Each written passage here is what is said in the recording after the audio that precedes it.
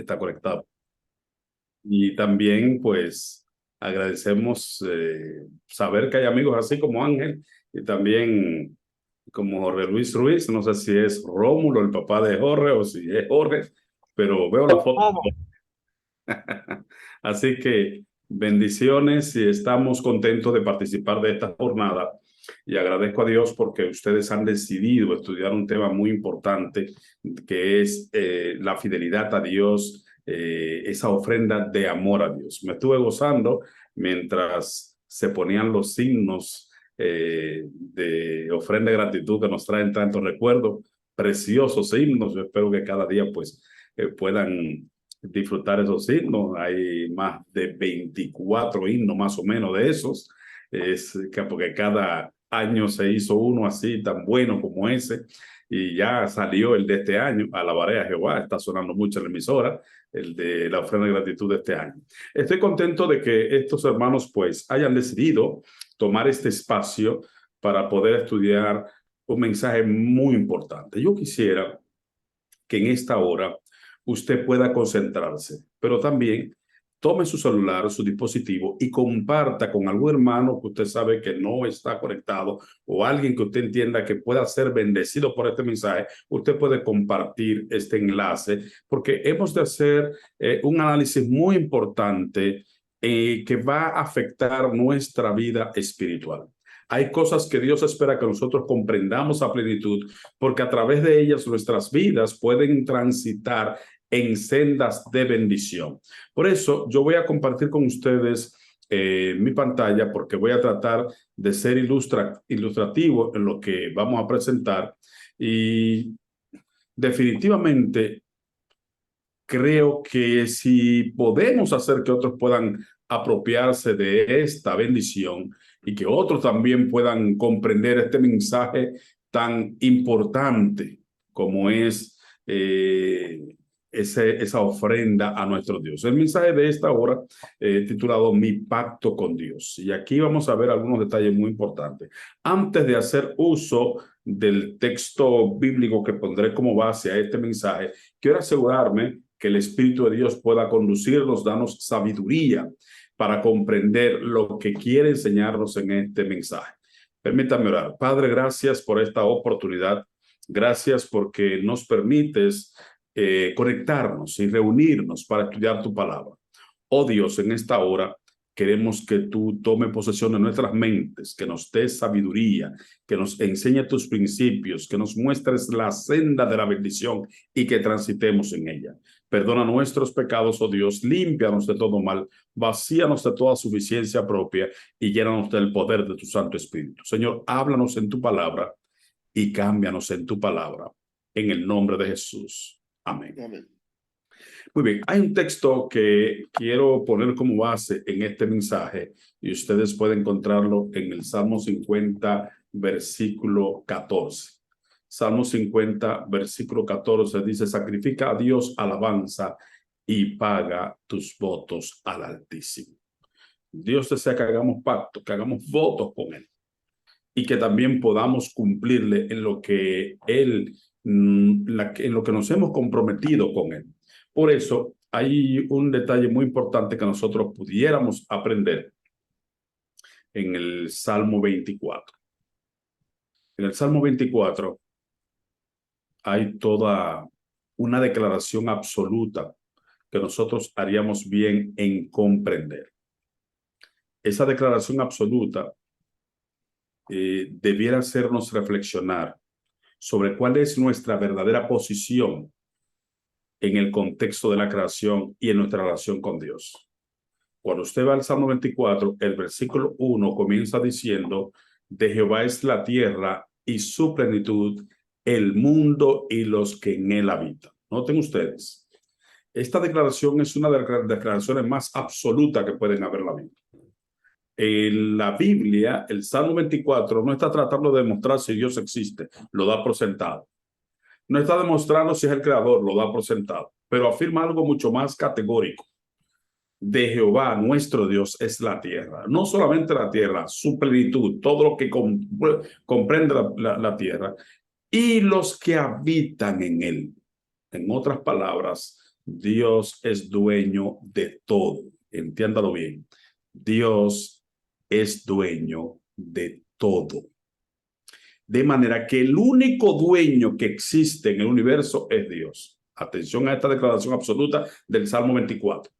Si usted creyó que usted era dueño de algo, si usted creyó que usted era propietario de algo, si usted cree que puede haber algún ser en el universo que tiene algo, mire, el texto del Salmo 24, verso 1, da una declaración absoluta. De Jehová es la tierra, su plenitud, el mundo y los que habitan en él. En otras palabras, Dios es el único que posee. Dios es el único dueño. Nadie tiene nada. El Salmo 24:1 está diciendo que Dios es dueño de todo. Y si Dios es dueño de todo, de ahí se desprende un axioma muy sencillo. Si Dios es dueño de todo, usted y yo somos dueños de nada. Este es el mayor principio de mayordomía.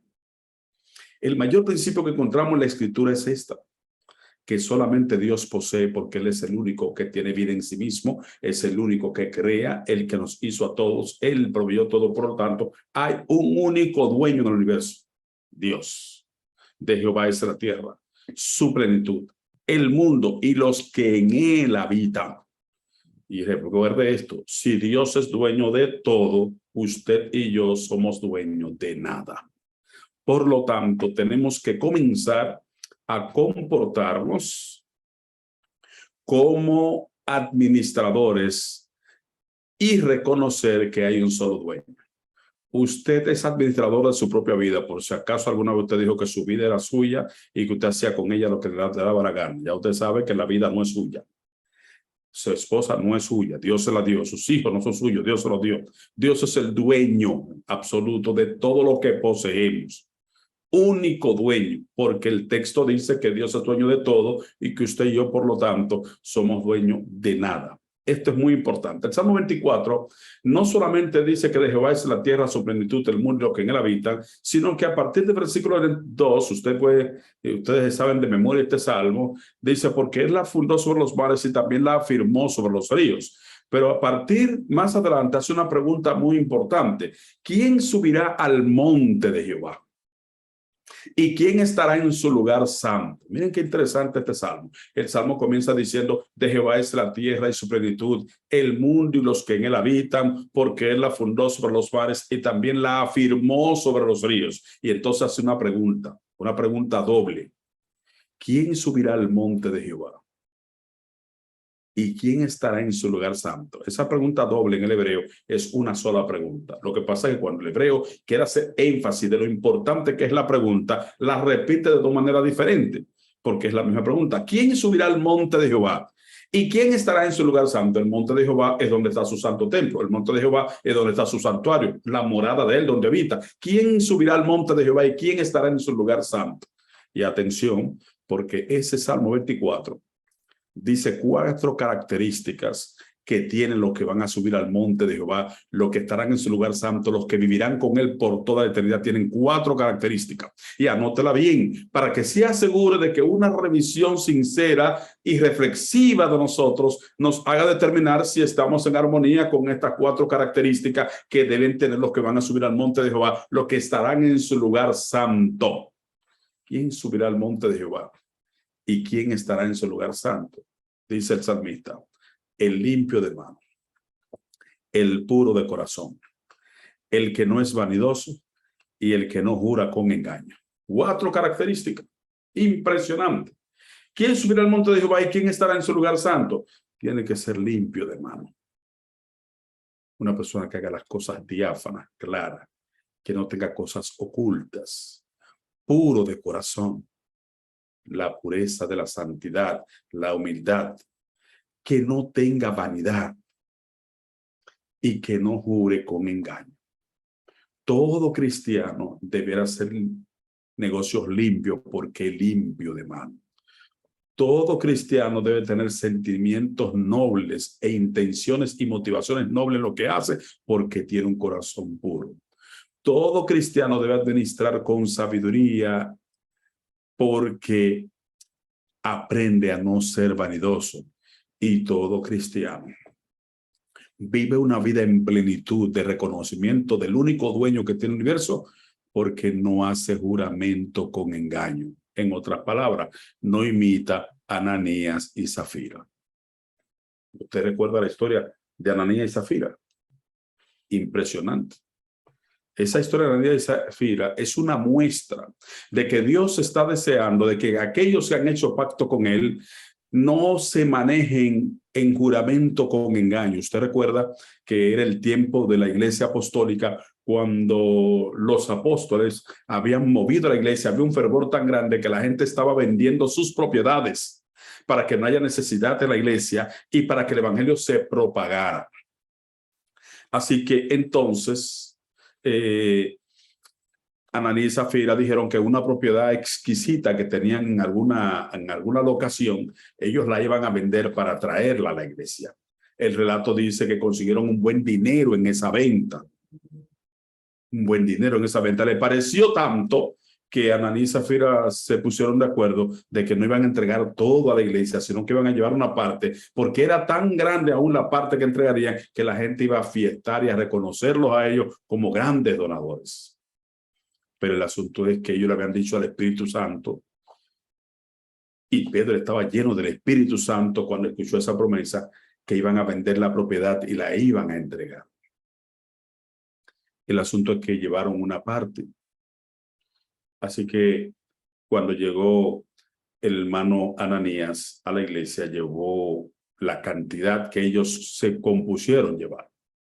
La iglesia se quedó impresionada porque era una cantidad grande aún, pero el Espíritu Santo no se deja impresionar por cantidades. El Espíritu Santo se impresiona por fidelidad. Anote esa expresión.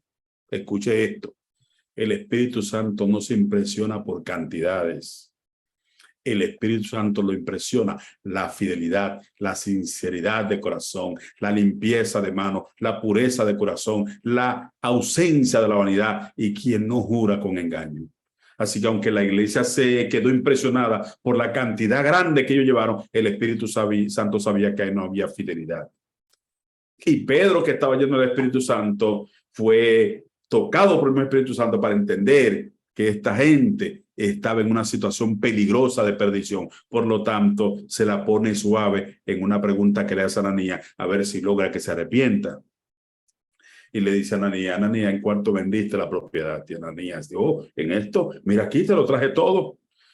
Y Pedro le entró una tristeza tan grande que la Escritura dijo, Ananías, dice Pedro, la propiedad era de ustedes. Si ustedes querían, no la vendieran, pero ustedes la ofrecieron. Sin embargo, ustedes han querido engañar al Espíritu Santo. Así que perece tú con tu dinero. Y dicho esa palabra, el hombre cayó en el piso y lo sacaron los diáconos muertos, dice la Escritura. Zafira, que se había retardado un poco al llegar, esperaba que los aplausos la recibieran, porque ya se supone que el esposo había llevado la propiedad y la iglesia estaba impresionada cuando vio el monto que supuestamente era por cuanto iban a vender. Así que entró contenta en todo el pasillo, como esperando una ovación por los hermanos, porque le impresionó la cantidad. Así que el apóstol Pedro también la llama y le dice, Zafira, ¿en cuánto vendieron la propiedad? Ella dice, oh, en tanto no lo trajo mi esposo. Y entonces, con tristeza, Pedro le dice, también has mentido al Espíritu Santo. Mira a los hombres que acaban de sacar a tu esposo de aquí, como vienen ahora para llevarte a ti también. Y dicho esta palabra, la mujer cayó muerta y la sacaron. Hay gente que ha cuestionado la dureza de este relato, pero este relato está para que toda gente sepa que Dios no aceptará de ninguno que se profese servidor de Él, menos que la limpieza de mano, menos que el corazón puro, menos que la falta de vanidad, y no aceptará menos que el hecho de que usted jure con certeza y no jure con engaño. Eso fue una lección tan grande para la iglesia apostólica, que la iglesia apostólica creció en fidelidad, en consagración, porque cayó un gran temor, porque vieron que es difícil jugar con un Dios tan conocedor de lo profundo en el corazón. Qué pena que hoy hay gente que comete estos errores. Un autor de mayordomía dijo algo que todavía cada vez que hablo de esto me recuerdo mucho. Mel Rees, en uno de sus libros, después que relata y hace un comentario sobre el incidente de Ananías y Zafira, dice él, yo creo que si hoy Dios hiciera en las iglesias lo que hizo con Ananías y Zafira, en cada iglesia, en la parte de atrás, debiera haber una morgue. No sé si usted entendió. Morgue donde se ponen los cadáveres. Él decía, creo que si Dios hiciera lo que hizo en aquel tiempo, hiciera con esta iglesia lo que hizo con Ananías y Zafira, en cada iglesia debiera haber una morgue. Me impresionó esa declaración, porque ciertamente algunas personas han descuidado su honestidad, su responsabilidad seria ante Dios. Así que la pregunta del Salmo 24 está bien clara. ¿Quién subirá al monte de Jehová? ¿Y quién estará en su lugar santo? El limpio de mano, el puro de corazón, el que no ha elevado su alma a cosas vanas, ni ha jurado con engaño. Y dice algo muy interesante más adelante, esta declaración. Dice esto, él recibirá bendición de Jehová y justicia de salvación. Qué interesante esta declaración. Él recibirá bendición de Jehová y justicia del Dios de salvación. Esto definitivamente es una promesa impresionante a la que usted debe prestar atención. El Salmo comenzó diciendo, absolutamente que el único dueño es Dios. De Jehová es la tierra, su plenitud, el mundo y usted que habita en él. De manera que Dios es el único dueño. Dios es el dueño de todo y usted y yo somos dueños de nada. Si algo tenemos es de él para que lo administremos bien. Y ese salmo dice con argumento, porque él la fundó sobre los mares y también la afirmó sobre los ríos. Y entonces hace la pregunta, ¿quién subirá al monte de Jehová? ¿Y quién estará en su lugar santo? El limpio de mano, el puro del corazón, el que no ha elevado su alma a la vanidad, ni jurado con engaño. Y el verso 5 dice, este recibirá bendición de Jehová y justicia del Dios de salvación. ¿Usted quiere recibir justicia del Dios de salvación? Trate cada día de mantener un pacto sincero con Dios, porque debemos entender que Dios es el único que posee, el único dueño de todas las cosas. Hay un argumento ejemplar que el apóstol Pablo presenta de por qué nosotros debemos ser sinceros en nuestro pacto con Dios, en nuestra fidelidad con Él. Hay un argumento ejemplar de por qué no debiéramos sentir que es un sacrificio cuando apartamos lo que le pertenece a Dios o cuando damos ofrenda de pacto glorificando el nombre de Dios. No puede ser un sacrificio porque ya el mayor sacrificio lo hizo Él. Ese argumento ejemplar usted puede encontrarlo en un texto maravilloso que el apóstol Pablo escribe a los Corintios. En 2 Corintios capítulo 8, verso 9, usted encuentra esta declaración. Porque ya conocéis la gracia de nuestro Señor Jesucristo, que por amor a vosotros se hizo pobre, siendo rico, para que vosotros con su pobreza fueseis enriquecidos. Miren qué interesante. Porque ya conocéis la gracia de nuestro Señor Jesucristo. ¿Y cuál es la gracia que Dios ha mostrado en nuestra vida? Que por amor a nosotros, Él siendo dueño de todo lo que existe, se hizo pobre, siendo rico, para que nosotros, con la pobreza a la que Él se sometió, fuésemos enriquecidos. Es penoso que hay gente que no puede entender lo que este texto está diciendo. Y hay gente que cree que le está haciendo un favor a Dios cuando da ofrenda. Hay gente que cree que le está haciendo un favor a Dios cuando es fiel en diezmo y ofrenda, cuando saca tiempo para ir a la iglesia, cuando saca tiempo para hacer hora misionera. A veces creemos que estamos haciéndole un favor a Dios. Pero quiero decirle a usted lo siguiente. Tenga bien claro esto. A Dios no le hacemos ningún favor. Solamente correspondemos a su amor. ¿Sí? Eso es lo que hacemos. Corresponder a su amor. Porque Él tuvo una gracia tan amplia a favor de nosotros, que por amor a nosotros se hizo pobre siendo rico. Para que usted y yo, por la pobreza a la que Él se sometió, seamos hoy enriquecidos. Y la mayor riqueza no es cualquier pertenencia que usted haya podido alcanzar con esfuerzo y con trabajo. La mayor riqueza es el derecho a la vida eterna en los lugares celestiales, en la presencia de nuestro Dios. Pero mientras estamos en esta tierra, ese reconocimiento de que Dios es dueño, de que Él es nuestro Señor, nos va a acompañar y nos va a prodigar de bendiciones mientras transitamos en esta vida.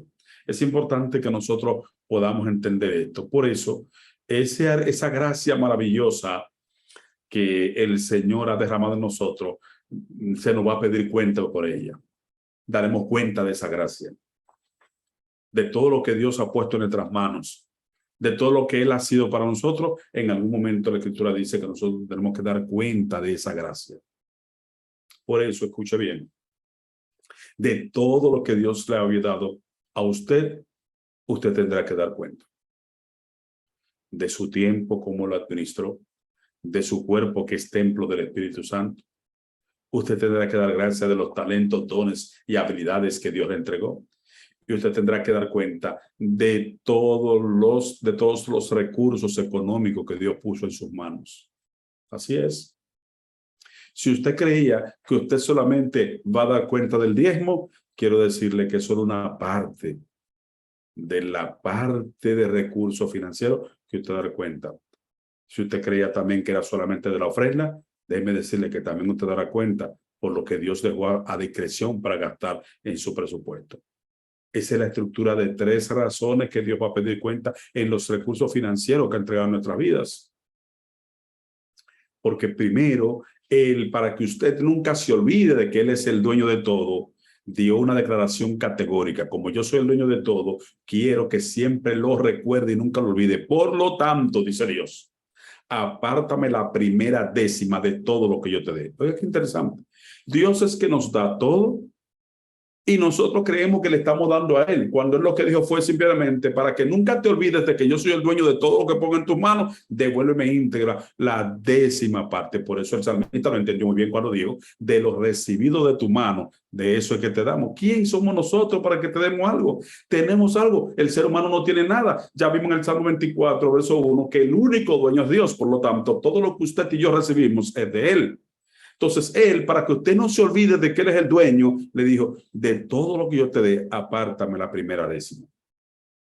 Esto, con el pecado, comenzó a confundirse, y usted hoy escucha en la gente en la iglesia: yo aquí no voy a dar mi diezmo, o yo daré mi diezmo aquí cuando cambien al pastor, o mientras fulano sea tesorero ahí, yo no vengo un peso de diezmo mío. Oiga, cuánta soberbia, cuánta irreverencia y cuánto adefesio.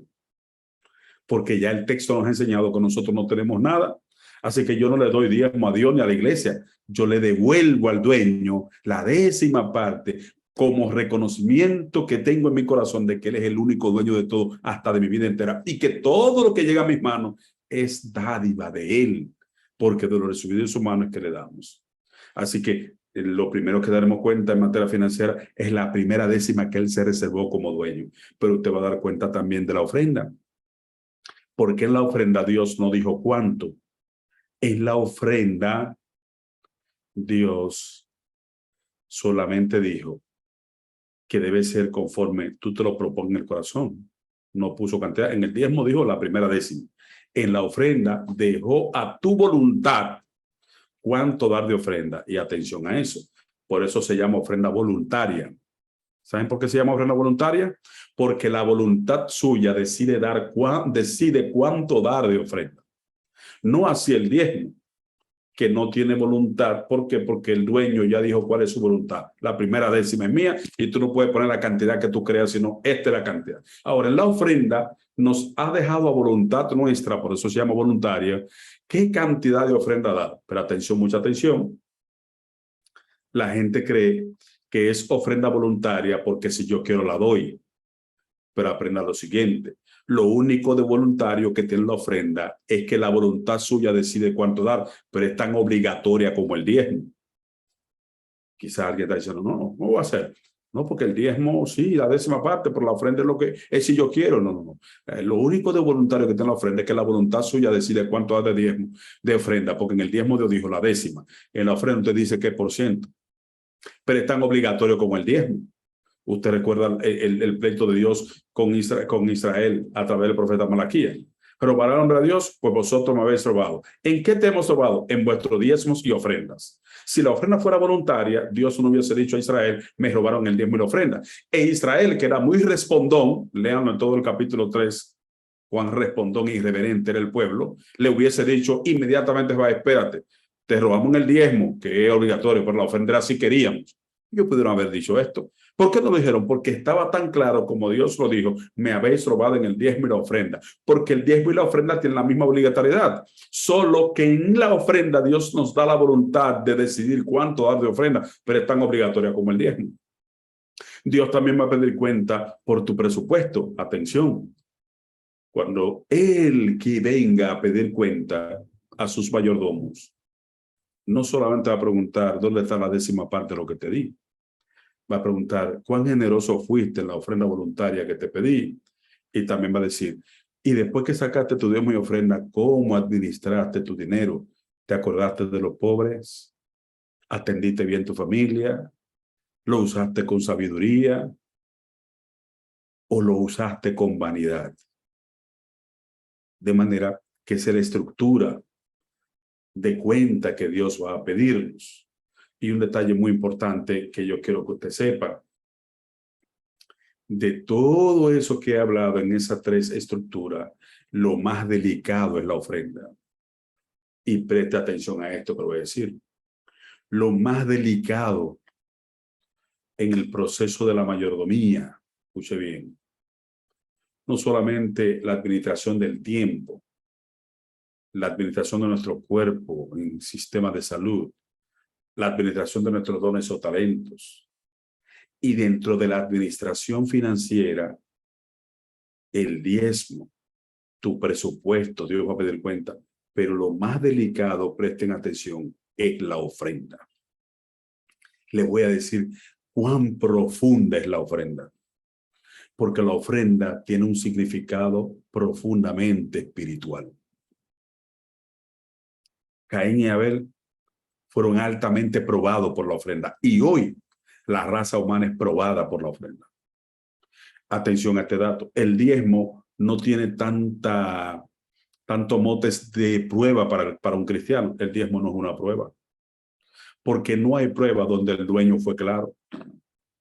Ahí no hay prueba, porque el dueño dijo, la primera 10ª es mía. Ahí no hay ninguna cosa que nos pruebe. Ahí lo único que usted tiene que ser obediente o desobediente. Pero en la ofrenda hay una prueba, porque la ofrenda Dios no dijo cuánto, sino que Él da algunas características que Él le pone a la ofrenda para probarnos y ver, para que nosotros mismos demostremos al universo de cuán puro, sincero, cuánto le amamos y cuánto le entendemos y cuánto le apreciamos. Y allí fue donde falló Caín. Allí fue donde falló Caín. Cuando Dios quería una ofrenda donde ellos agradecieran el sacrificio que ya estaba proclamado que se haría por ellos, Caín lo que vio fue el aspecto material, pero Abel vio el aspecto espiritual. Caín lo comenzó a cuestionar, ¿y por qué yo tengo que darle esto? ¿Y por qué él quiere un cordero? Yo le voy a llevar fruta y esto es lo que voy a dar. Y no eligió ni siquiera las mejores frutas. ¿Saben ustedes? Caín se perdió en la prueba porque lo vio desde el punto de vista material. Pero Abel sacó alta ventaja en la prueba porque no se perdió en lo espiritual, como no debiera perderse ningún cristiano en el aspecto espiritual de la ofrenda. Abel razonó lo siguiente, él dijo, si mi Dios quiere un cordero, es porque quiere que yo aprenda a plenitud el sacrificio que ya Él hizo en mi favor. Él se hará humano como este corderito y morirá en mi lugar sin ningún tipo de culpa como no la tiene este corderito, y me dará la redención por su sangre. Así que es linda esta ofrenda, y ofreció un cordero ante la presencia de Dios, y a Dios le encantó esa ofrenda. Cuando usted lee Génesis capítulo 4, esa expresión del hebreo dice, Jehová vio con agrado la ofrenda de Abel. Oiga, qué lindo. ¿Te gustaría que Dios diga de ti, yo veo con agrado la ofrenda que me lleva este hermano? Si tienes acceso al chat ahí, escríbelo. Yo quiero que Dios se agrade de mi ofrenda. Si tienes acceso al chat, lo puedes escribir. Toma el chat ahí mismo de este Zoom y escribe allí: quiero que Dios se agrade de mi ofrenda. Señor, agrádate de mi ofrenda. Señor, toma agrado de lo que te doy. Es impresionante. Qué lindo sería que Dios diga, que el Señor diga: me agradó la ofrenda de este hermano. Eso dijo de Abel, porque Abel tomó una decisión espiritual, pero Caín está viendo lo material, y hay hermanos que están preocupados por lo material en la ofrenda. Creen que si dan ofrenda aparte del diezmo, le va a restar su patrimonio. Al contrario, la bendición aumenta cuando reconocemos al dueño de todas las cosas. Cuando vemos el tema de la ofrenda, llegamos a un aspecto muy importante, y es que Dios le pone dos características a la ofrenda. Dios dice que esa ofrenda tiene que tener dos características. Dios dice: deben darme esa ofrenda como ustedes se lo propongan en su corazón, según 2 Corintios capítulo 9, 7. 2 Corintios capítulo 9, verso 7 dice que debemos dar como nos propongamos en el corazón. Y 1 Corintios 16, 2 dice que debe ser según Dios nos haya prosperado. Oiga, dos características que debe tener su ofrenda. Después que soy fiel con mi diezmo, entonces al darme ofrenda, yo debo cuidar estas dos características espirituales. Primero, yo debo dar como un pacto de corazón. Yo debo proponérmelo de corazón. Señor, voy a dar sistemáticamente esto. Pero lo segundo es que debe ser en proporción a como Dios me haya prosperado. Por eso la ofrenda es una continua prueba en el ser humano. Alguien me dijo una vez: pastor, yo hice un pacto con Dios, toda la semana le voy a dar 100 pesos de ofrenda al Señor. Él estaba haciendo un aspecto cojo de la ofrenda, porque cumplió el primer requisito. Él se lo propuso en un corazón de darle 100 pesos semanal, pero al decir que le iba a dar 100 pesos semanal de ofrenda al Señor, estaba violentando el segundo principio. Debe ser según te haya prosperado. ¿Sabe por qué? Porque si ese hermano esa semana solamente encuentra 50 pesos, va a tener que tomar 50 pesos prestados para completar los 100, porque dijo que iba a darse 100 pesos semanal. Y eso no va a agradar a Dios. Pero por otra parte, si a ese hermano le llega una bendición de miles de pesos, cientos de miles de pesos, le va a llevar 100 pesos solamente, porque eso fue lo que se propuso. Por eso Dios ha sido sabio en la forma en cómo plantea el tema de la ofrenda en la Escritura. De paso, en el antiguo Israel, usted, cuando era el diezmo, usted daba la 10ª parte de lo que recibía. Pero cuando es la ofrenda, usted tiene que elegir lo mejor. De manera que Dios está diciendo aquí dos características. Debe proponértelo en tu corazón, pero debe ser según te haya prosperado. Y no hay ninguna forma de cumplir eso que no sea porcentual. ¿Por qué? Porque Dios espera que demos con la generosidad, con la misma que hemos recibido. Y esto es muy importante. Ahora, noten un detalle que nosotros necesitamos analizar en este tema de la ofrenda. Cuando los miembros de la iglesia toman la decisión de dar de manera sistemática por un pacto, que es lo que llamamos un pacto, y esto es muy importante. Hay bendiciones en hacer un pacto con Dios. Y esto yo lo aprendí cuando tenía apenas 13 años de edad. Hay bendiciones. ¿Por qué? Porque hay muchos elementos que están envueltos en ese pedido de Dios. Dios dijo: la primera décima es mía. Entonces nosotros damos la 10ª parte de todo lo que nos da. Pero en la ofrenda nosotros demostramos nuestra generosidad. Y yo recuerdo que cuando tenía 13 años, escuché un mensaje parecido a este en mi iglesia. Y me enseñaron que yo debía ofrendar a través de un pacto. Y yo con apenas 13 años hice un pacto con mi Dios que lo llevo fiel hasta hoy. Porque me encantó esa idea. Y la he visto como bendición en mi vida. Y en 8 años que estuve como director de mayordomía en este campo, cuando era departamental, enseñar a la iglesia, eso es una bendición. Y las iglesias que he trabajado eso, y las iglesias ven cómo avanzan, tanto en la vida espiritual de los hermanos como en la forma de suplir el presupuesto de la iglesia. Porque el dar conforme a un pacto con Dios de manera sistemática y porcentual es una bendición extraordinaria. Les voy a dar algunas de las bendiciones que se obtiene de hacer un pacto con Dios. Por ejemplo, cuando usted hace un pacto con Dios, usted se ayuda como miembro de iglesia a diferentes cosas. Cuando enseñamos a la iglesia a hacer un pacto con Dios, ayudamos a la iglesia a estos detalles importantes. Primero, a practicar la benevolencia sistemática, que Dios espera eso. Practicar la benevolencia sistemática. Yo no estoy calculando cada semana qué voy a dar de ofrenda, qué voy a dar. No, ya yo sé qué debo dar. Porque yo hice, les repito a ustedes, cuando tenía 13 años, yo hice un pacto con mi Dios de que yo voy a dar 10% de diezmo y 10% de ofrenda. Otros dan un 7, otros dan un 5. Ahí ya es lo que se llama ofrenda voluntaria, porque la voluntad suya decide qué por ciento usted se pone. Cuando yo tenía 13 años, yo me propuse 10% de ofrenda y lo tengo hace 40 años de eso. Calculen la edad, no importa. ¿Qué quiero decirles? Que eso ha sido una bendición para mí. Fue una bendición para mi iglesia local, la iglesia de Éfeso, allá en mi comunidad donde crecí, y ha sido una bendición en las iglesias que he pastoreado y en este campo de la Asociación Centroamericana, considerado como uno de los campos más fieles y más poderosos económicamente de toda la división interamericana. Esa ha sido la base.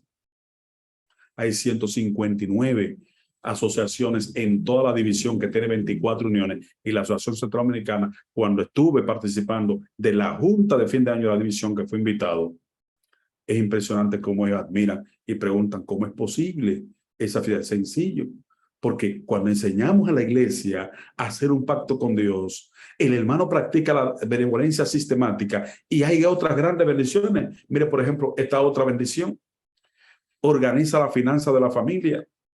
¿Por qué?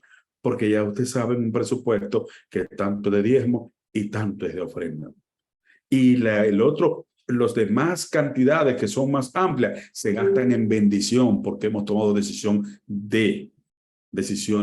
de organización. Otra cosa que ayuda al miembro de iglesia es a vencer el hábito de dar por impulso. Eso es una de las cosas más feas, escuche esto, una de las cosas más feas y más irreverente y desagradable ante Dios es cuando la gente da por impulso. Entonces, ¿cómo hace, pastor? Sencillo. ¿No le ha pasado a usted que pase el diácono con el platillo, pase el diácono con el platillo, recogiendo el tiempo la ofrenda, y usted no tiene una planificación y de repente usted saca su cartera para ver qué va a dar y entonces encuentra que hay una billete de $100, hay una de 50, hay una de 20, hay una de 10, hay una de 5 y usted anda decidiendo a ver qué le voy a dar? Digamos que usted tiene una de 10, una de 20 y una de 50. A veces se dan estos rápidos pensamientos en la mente. Bueno, 50 como que demasiado, pero si ha hecho 10, como que el hermano va a decir que estoy dando poco. Déjame dar 20 para algo. En ese tipo de razonamiento envuelven una serie de mezcla de egoísmo y de incoherencia que desagrada a Dios. Porque el hábito de dar por impulso es el hábito no planificado, no santificado, no consensuado en una relación con Dios. Pero cuando enseñamos a la iglesia a ser fiel en diezmo y ofrenda de manera sistemática y a hacer un pacto con Dios, vencemos el hábito de dar por impulso. Otro detalle que usted aprende y enseña a la iglesia cuando ayuda al miembro de la iglesia a hacer un pacto con Dios es a sostener todo el programa de la iglesia. Todo el programa de la iglesia puede ser sostenido y es importante aprender eso. No esté pensando solamente en este departamento porque me parece que el amigo mío trabaja bien o voy a darle a esto por esto. Usted dé para Dios, dé para Dios. Usted, su diezmo y su ofrenda es para Dios. Y entonces la iglesia tiene grande desafío y usted podrá compartir para todas las necesidades de la iglesia. Otro detalle que podemos aprender cuando hacemos un pacto con Dios es que obtenemos una experiencia de dar como un acto de adoración y de culto. Y esto es un aspecto que necesitamos aprender. Ser fiel en diezmo y ofrenda es un acto de adoración.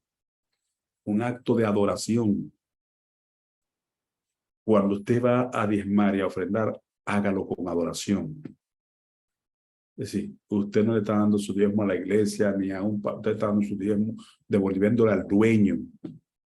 Y cuando usted tiene ese centrado, que usted está adorando a Dios, Dios bendice su vida y bendice la iglesia con los recursos que provee a través de usted.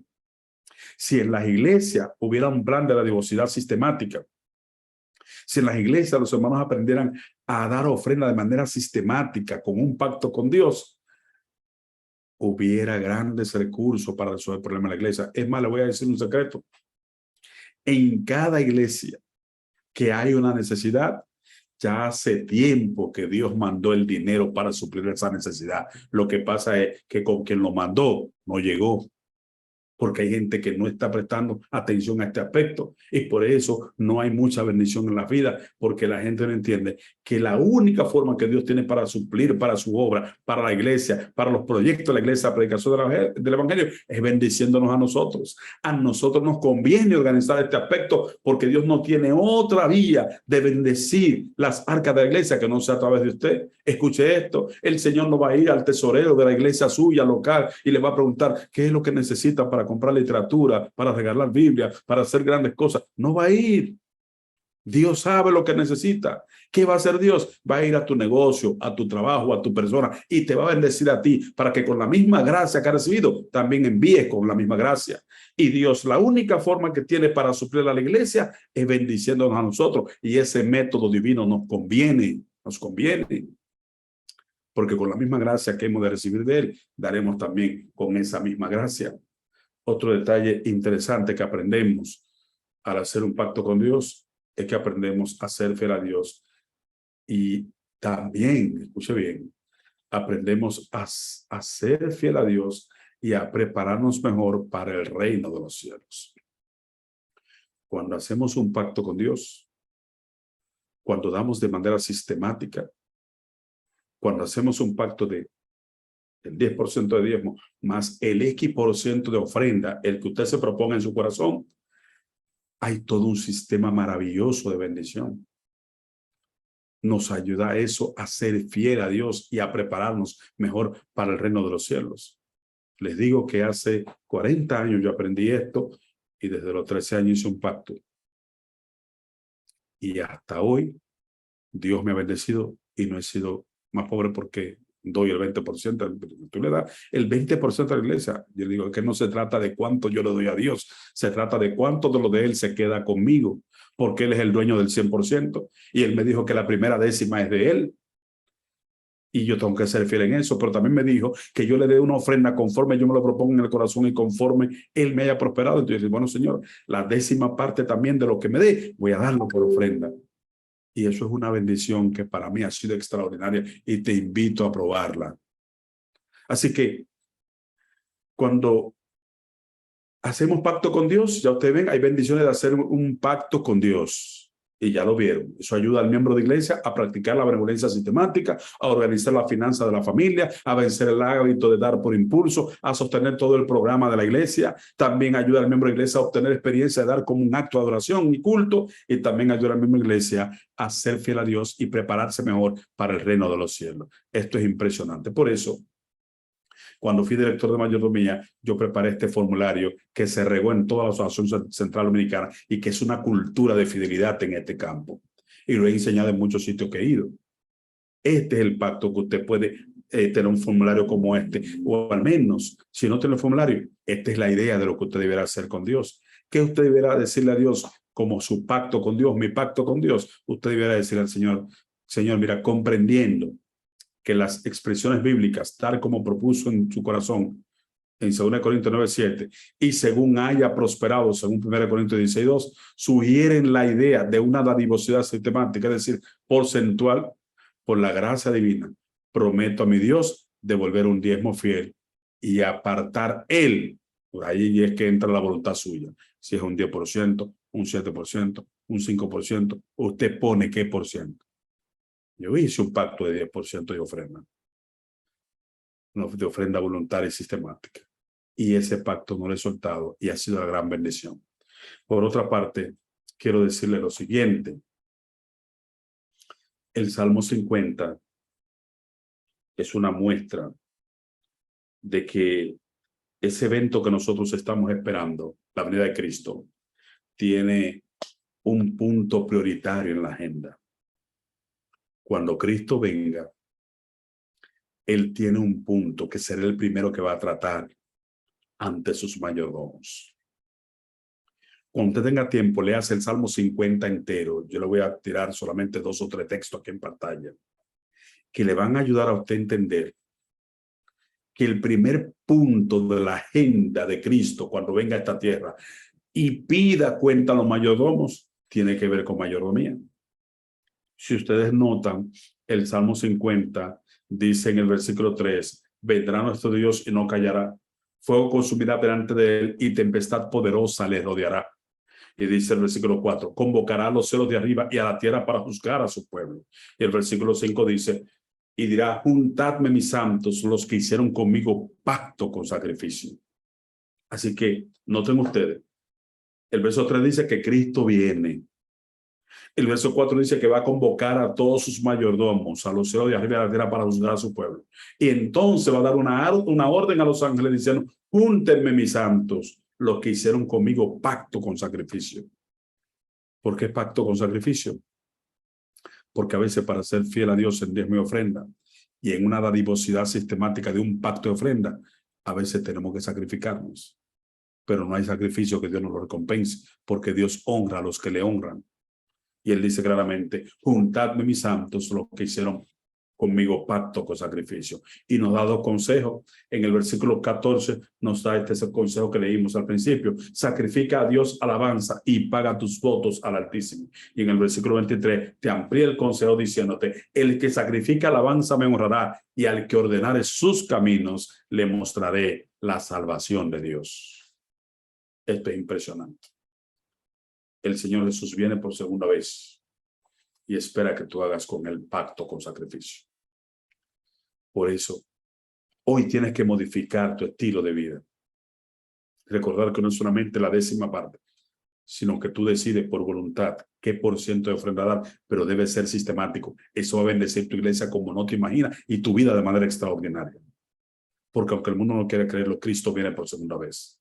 Sí, vendrá el Señor y vendrá con poder y majestad.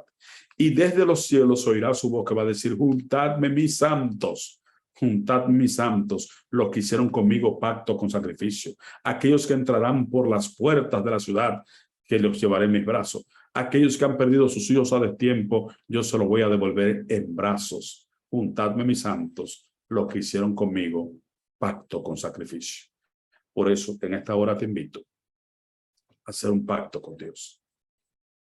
Te invito a que digas en tu corazón, Señor, voy a ser fiel en la 10ª parte que te reserva como dueño absoluto de todas las cosas.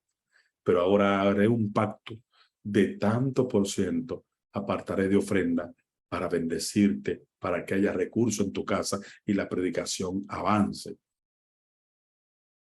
Si haces esto, te acordarás siempre de este mensaje, como después de 40 años me recuerdo yo de ese tema que dieron en mi iglesia, que me motivó a hacer el pacto, que es la base de grandes bendiciones en mi vida. Me gustaría en esta hora pedir al cielo que te dé grandes bendiciones. Por eso, así como está, vamos a orar al Señor. Padre, hemos presentado esta verdad tuya. Hemos sido enfáticos en lo que dice tu palabra de que tú eres el único dueño y nosotros lo único que somos es mayordomo o administradores de lo que tú pones en nuestras manos. Y entonces hemos puesto claro, Dios, que tú como dueño te reservas la 10ª parte y que después entra la voluntad nuestra en decidir qué por ciento dar de ofrenda de manera sistemática. Bendice a cada persona que esté aquí y que este mensaje haya calado a sus vidas y que desde hoy sea diferente su situación financiera. Hazle entender a algunas personas que están aquí, que están pasando situaciones difíciles financieras, hazle entender lo siguiente, que lo peor que puede ocurrirle a una persona que esté en problemas financieros es que además le agregue la maldición de serte infiel. porque la solución vendrá cuando comencemos a poner las cosas en orden y a serte fiel. Tú vas a hablar maravillas. Coloco esta audiencia en tus manos, que este mensaje haya provocado lo que tú tienes como objetivo que provoque en cada corazón, y que a partir de ahora decidamos ser fieles mayordomos, que hagamos pacto contigo para vida eterna y de fidelidad. En el nombre de Jesús. Amén y amén.